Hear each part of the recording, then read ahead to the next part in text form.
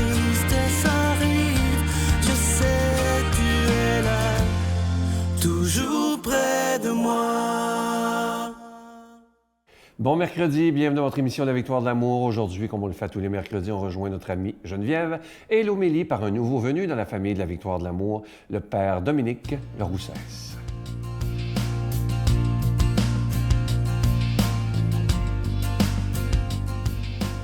Bon mercredi! Que ça me fait donc plaisir à chaque semaine de vous retrouver. Et encore une fois, j'ai des petits secrets de mon intimité avec le bon Dieu à vous partager. Parce qu'on vient de vivre une fête importante. La commémoration des fidèles défunts, c'était lundi, le 2. Puis moi, c'est important pour moi, chez moi, j'ai mon mur des célébrités. Il y a des photos de ma meilleure amie qui s'est mariée, plein de photos de moi quand j'étais petite. Aussi, j'aime bien me rappeler mon cœur d'enfant avec cette photo-là. Et toutes les petites cartes de mes défunts, de mon entourage. Le meilleur ami de mon frère qui s'est suicidé il y a plusieurs années, mes tantes et oncles, les évêques des diocèses où j'ai été, qui sont décédés, qui m'ont fait parvenir leurs cartes aussi, etc. Là. Il y a du monde sur mon mur des célébrités et j'aime passer du temps à leur parler dans mon cœur, à leur demander leur intercession. Est-ce qu'on ose faire ça? On a la chance, comme catholique, de croire en la communion des saints. Et pour moi, c'est très important, la communion des saints. Je pense, je crois, je suis convaincue que quand on est dans la grâce de Dieu, dans son amour, on est en communion les uns avec les autres, tant sur terre qu'avec nos bienheureux défunts. Comme catholique aussi, on croit au purgatoire. Bon. Là, je ne veux pas faire de théologie, je veux juste vous partager l'importance que ça a pour moi et comment je m'y prends parce que je suis convaincue des petits miracles dans ma vie liés à leur intercession. Entre autres, une tante, ma tante Monique qui est décédée il y a plusieurs années et j'ai souvent rêvé d'elle. J'ai rêvé à elle et elle m'a apporté, puis c'est des addons, hein? C'est rien de miraculeux, c'est des addons qui m'ont fait cheminer vers Dieu. Fait que moi, je le prends comme ça. Je suis juste peut-être chanceuse d'avoir rêvé à elle, je sais pas, mais en tout cas, il y avait quelque chose. Puis, je suis convaincue de son intercession. Alors, je pense que c'est comme ça pour chacune de nos vies. Puis peut-être que notre foi d'enfant, plus on y croit, plus on fait confiance à Dieu, plus peut-être le Seigneur peut passer. Et elle, ma tante Monique, une personnalité colorée, que je l'aimais beaucoup, elle nous aimait beaucoup tellement aussi. Et elle m'apporte la confiance et la joie d'accepter d'être colorée aussi. Et peut-être aussi qu'en priant pour eux, nos défunts de nos familles, on peut délier des vieux ancrages de génération en génération. Pourquoi ce ne serait pas nous les acteurs du changement? Demandons-leur que notre génération, aujourd'hui, soit celle qui apporte un plus du renouveau dans nos vies, dans ce monde. Je vous souhaite une journée remplie de cette vie du ciel et de cette communion. Bonne journée.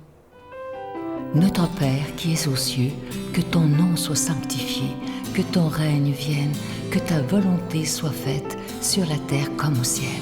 Donne-nous aujourd'hui notre pain de ce jour. Pardonne-nous nos offenses comme nous pardonnons à ceux qui nous ont offensés. Ne nous laisse pas entrer en tentation, mais délivre-nous du mal, car c'est à toi qu'appartient le règne, la puissance et la gloire pour les siècles des siècles. Amen. L'heure n'est-elle pas venue pour les chrétiens de se réapproprier l'Évangile et de faire rayonner la présence du Christ dans le monde? Pour une révolution spirituelle du Père Michel Marie, les 13 commandements de l'urgence évangélique, disponibles dans toutes les bonnes librairies du Québec aux éditions Artege. Je continuerai à croire, même si tout le monde perd espoir. Je continuerai à aimer, même si les autres parlent de haine. Je continuerai à construire, même si les autres détruisent. Je continuerai à parler de paix, même au milieu d'une guerre. Je dessinerai des sourires sur des visages en larmes et je tendrai les bras à ceux qui se sentent épuisés. Oui, je continuerai à croire. Si vous saviez comment je suis content de vous présenter ce magnifique Ange de Noël, vous savez que c'est la collection 2020. Je sais que beaucoup d'entre vous les collectionnez, mais je pense que cette année, on est dans le plus beau. Regardez-le, il est absolument magnifique. Il est argenté, orné de petits zircons et cet Ange de Noël, il est déjà béni. Je vous rappelle que vous le recevrez avec un don de 25 et si vous en voulez deux, avec un don de 40 Je vous rappelle aussi que mon livre sur les anges messagers de Dieu est toujours disponible. Et vous savez, c'est la période des cadeaux de Noël qui s'en vient et avec la pandémie qu'on vit, pourquoi ne pas donner des cadeaux qui signifient quelque chose au niveau spirituel? Parce qu'on en a de plus en plus besoin. Alors peut-être moins de bébelles, mais plus de choses spirituelles qui vont faire du bien aux gens autour de vous. Je vous donne l'adresse. La Victoire de l'Amour, case postale 120, succursale Boucherville à Boucherville, le J4B 5E6, je vous la redonne. La Victoire de l'Amour, case postale 120, succursale Boucherville à Boucherville, le J4B 5E6. Également par téléphone, par carte de crédit du lundi au vendredi de 8h30 à 16h30 dans le 514-523-4433, 523-4433 ou sans frais le 1-888-811-9291, 1-888-811-9291 et aussi sur notre site Internet, le www.lavictoiredelamour.org. Alors, je vous rappelle cet ange de Noël en épinglette orné de zircon. Et je vous rappelle aussi que le livre des anges messagers de Dieu est toujours disponible. Alors, si vous voulez des deux, c'est avec un don de seulement 40 $. Merci de tout cœur cette année de faire des cadeaux qui ont du sens et un sens spirituel avec la pandémie qu'on vit présentement. Merci de votre grande générosité.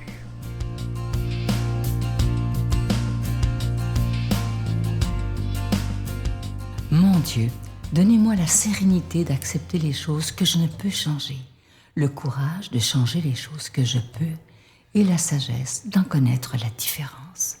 Amen.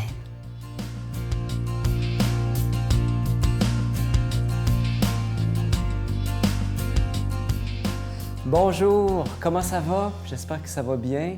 Ensemble, si vous voulez, on se met à l'écoute dès ce matin de la parole de Dieu, tirée aujourd'hui de l'Évangile selon saint Luc. De grandes foules faisaient route avec Jésus. Il se retourna et leur dit, « Si quelqu'un vient à moi, sans me préférer à son père, sa mère, sa femme, ses enfants, ses frères et sœurs, et même à sa propre vie, il ne peut pas être mon disciple. Celui qui ne porte pas sa croix pour marcher derrière moi ne peut pas être mon disciple.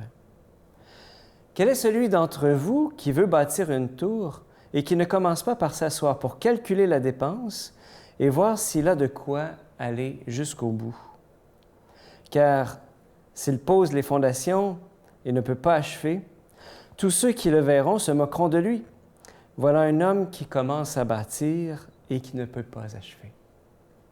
Et quel roi qui part en guerre contre un autre roi et qui ne commence pas par s'asseoir pour voir s'il peut, avec 10 000 hommes, affronter l'autre qui vient l'attaquer avec 20 000. S'il ne le peut pas, il envoie, pendant que l'autre est encore loin, une délégation pour demander la paix.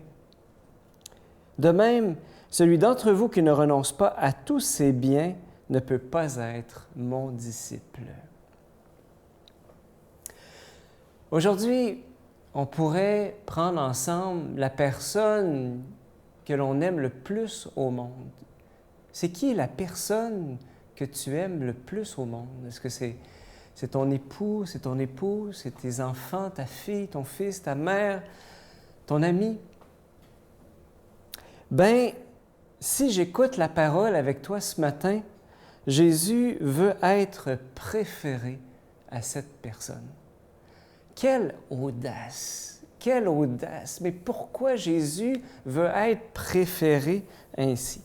Je me rappelle quand j'étais plus jeune, mon père a vécu une conversion, puis je me rappelle qu'il avait vécu vraiment un retournement. Je suis fils unique, puis mon père m'aimait beaucoup. Il aimait beaucoup ma mère. Maintenant, il est décédé. Mais je me rappelle qu'il était tombé cet évangile-là, puis il nous avait dit à maman et à moi, d'une manière un peu solennelle, un peu tremblant, il dit, vous savez, je vous aime beaucoup. Tu sais, vous êtes les personnes les plus importantes au monde pour moi. Mais avec ce que j'ai goûté du Seigneur, je sens qu'il veut que je l'aime plus encore que vous. Et je me rappelle que dans mon cœur d'enfant, quand mon père m'avait dit ça, ça ne fait pas du tout été une offense. Au contraire, ce que j'avais compris, c'est qu'il y avait quelqu'un de plus grand que mon père. Et quelque part, que mon père était humain, qui n'était pas divin. Et j'ai réalisé dans mon expérience, dans mes relations, que parfois, eh bien, je pouvais avoir une attente envers les autres démesurée. Parce que mon cœur, en fait, est fait pour être aimé infiniment. Mais quand mon père me disait qu'il aimait Dieu plus que nous encore, qu'il aimait Jésus plus que nous, eh bien, ça me faisait comprendre que quand on aime Jésus, en premier, eh bien, lui vient équilibrer toutes nos relations. Parce que les personnes que l'on aime le plus au monde, est-ce que c'est pas à cause de l'amour qu'ils nous donnent? Mais quelque part, le danger, c'est de faire de ces personnes-là des idoles. Et que si ces personnes-là qu'on aime le plus au monde meurent, à ce moment-là, c'est ma propre vie qui s'écroule. Alors que si toute ma vie, j'ai cultivé un amour pour Jésus préférentiel, que je reconnais qu'il y a des endroits de mon cœur qu'il y a juste Jésus qui peut combler, à ce moment-là, ça vient équilibrer les relations autour de moi. Et de la même manière, il y a une partie de mon cœur que juste Dieu qui peut combler véritablement. Mais les gens que j'aime autour de moi, bien, je vais pouvoir, à ce moment-là, du moment que j'aime Jésus par-dessus tout, que j'écoute sa parole puis que je la mets en pratique, eh bien, être disciple de Jésus, ça me permet d'aimer vraiment les personnes que j'aime le plus au monde. Et si on essayait, toi et moi, aujourd'hui, de dire à Jésus, sois le centre. Jésus, sois le centre. Règne sur toutes mes relations. Viens les équilibrer pour que je cesse de faire des autres une idole et que tu sois toi-même la source de ma vie. Je demande au Seigneur aujourd'hui qu'il vienne nous bénir au nom du Père, du Fils et du Saint-Esprit.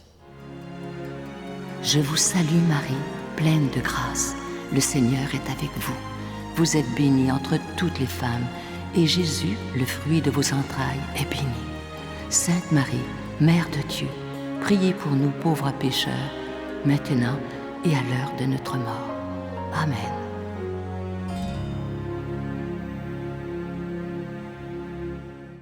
Je vous invite, il y a des gens qui ont demandé si le livre « Les anges messagers de Dieu » était encore disponible. Ce livre-là, comme le livre « Demandez, vous recevrez », sera disponible pour les mois à venir parce que c'est des livres qui ne se démodent pas. Alors, vous pouvez les commander, soit les deux ensemble, comme je vous disais, parce qu'on a du temps pour lire présentement. Alors, si vous commandez les deux, c'est avec un don de 40 $. Et je vous rappelle, ce magnifique ange de Noël, je pense que c'est le plus beau qu'on a eu depuis qu'on présente des anges. C'est la collection 2020, vous le voyez à l'écran présentement. Et si vous décidez de faire des cadeaux de Noël cette année, c'est peut-être une bonne idée de faire des cadeaux qui ont du sens avec tout ce qu'on vit présentement. Je vous souhaite une belle journée. À demain. Bye. Mais il faut que tu l'aimes, la vie. Il faut que tu mordes dans la vie. Comme chantait Michel tout à l'heure, mort dans vie, sacrifice, embarque. Prendre mon